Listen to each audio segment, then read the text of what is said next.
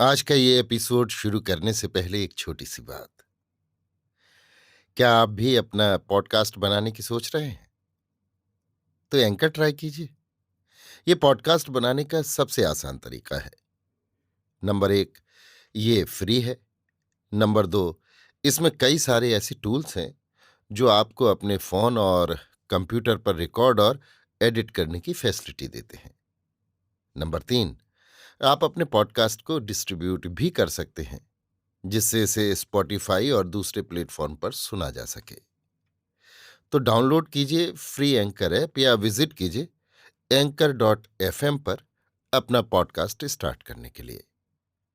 ये तो थी एक छोटी सी जानकारी, और अब शुरू करते हैं एपिसोड का सिलसिला। तो आज के एपिसोड में लीजिए सुनिए आचार्य चतुर्सेन शास्त्री के लिखे उपन्यास सोमनाथ के 7वें भाग भैरवी चक्र को मेरी यानी समीर गोस्वामी की आवाज में। रुद्रभद्र पैर पटक पटक कर इधर उधर घूमने लगा। मध्य की झोंक में उसके पैर सीधे नहीं पड़ रहे थे। आंखें अधमिची हो रही थीं। वो रह रहकर कोई अघोर मंत्र बड़बड़ा रहा था। इसी समय दैत्य के समान दो अशुभदर्शी व्यक्तियों ने वस्त्रों में लिपटी हुई वस्तु उसके चरणों में लुढ़का दी। रुद्रभद्र ने भारी कंठ से कहा, निर्माल्य मिला? मिला। उसने आवेष्टन हटाया। मूर्छित चौला की देह यष्टि उसमें से निकल पड़ी।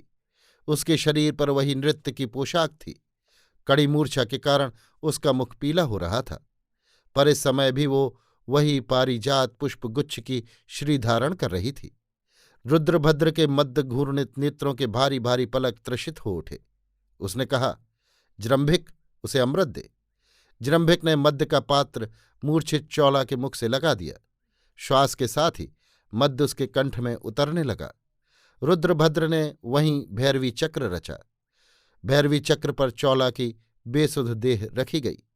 फिर उसने उसके निकट ही आसीन होकर आज्ञा दी, पूजन विधि संपन्न करो। अब चौला को नग्न कर दिया गया। उसके विविध अंगों का पूजन मार्जन होने लगा। बीच बीच में मद्य भी उसके मुख में डाली जाने लगी। रुद्रभद्र तंत्रक्रिया संपन्न करने लगा। संकेत होने पर कपाट खोल दिए गए। सब साधक साधिकाएं कक्ष में घुस आईं। सब दिगंबर नग्न थे। सबके हाथ में मद्य पात्र थे। एक एक स्त्री और एक एक पुरुष मिथुन मुद्रा से विशेष पद्धति पर मंत्र पाठ करता हुआ चौला की नग्न मूर्छित देह को चारों ओर से घेर कर नृत्य करने और मद्य पीने लगा। बहुत लोग पीते पीते वमन करने लगे। बहुत निर्लज्ज अश्लील चेष्टाएं करने लगे। बहुत बदहवास होकर भूमि पर ही लौट गए। उसी समय चौला की मूर्छा टूटी। अपने सम्मुख अकल्पित अतर्कित ये भयानक दृश्य देखकर उसके मुख से चीख निकल गई।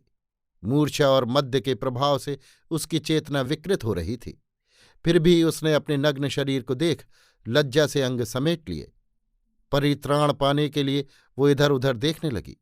चारों ओर निर्लज्ज नग्न स्त्री पुरुष मिथुन योग से उसके चारों ओर घूम घूम कर कवच पाठ कर रहे थे। रुद्रभद्र मुद्रा योग में सम्मुख आसीन था। इन सब निर्लज्ज और वीभत्स स्त्री पुरुषों तथा दैत्य के समान भीमकाय रुद्रभद्र को सम्मुख नग्न बैठा देख चौला ने भय से दोनों हाथों से आंखें बंद कर लीं। खंभे में बंधा हुआ युवक यद्यपि गहरे नशे में था, परंतु अपने लाए निर्माल्य की विपत्ति देख उसने छूटने को बहुत हाथ पैर मारे, परंतु वो बंधन नहीं तोड़ सका। सोमा बार बार मद्य पीकर खिलखिलाकर हंसने और मद्य पात्र उसके मुंह के पास ले जाने लगी, परंतु उसने फिर मद्य नहीं पी। आवेग से उसके मस्तिष्क और कंठ की नसें तनने लगीं। हठात युवक चिल्ला उठा, जय स्वरूप, जय सर्वज्ञ, जय ध्यो, जय गुरुदेव।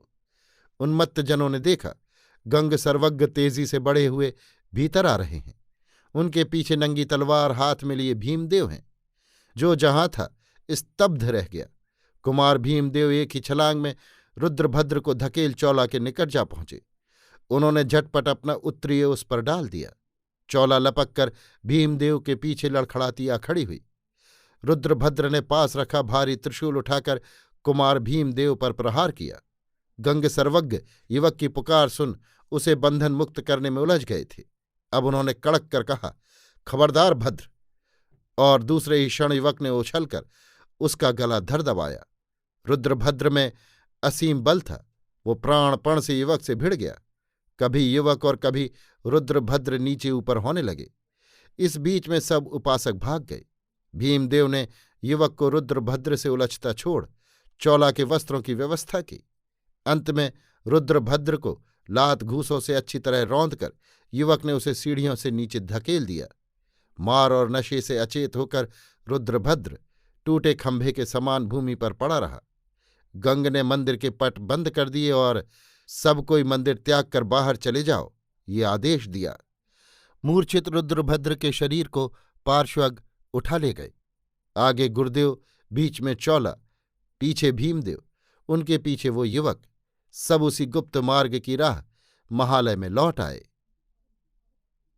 अभी आप सुन रहे थे आचार्य चतुर्सेन शास्त्री के लिखे उपन्यास सोमनाथ के 7वें भाग भैरवी चक्र को मेरी यानी समीर गोस्वामी की आवाज में।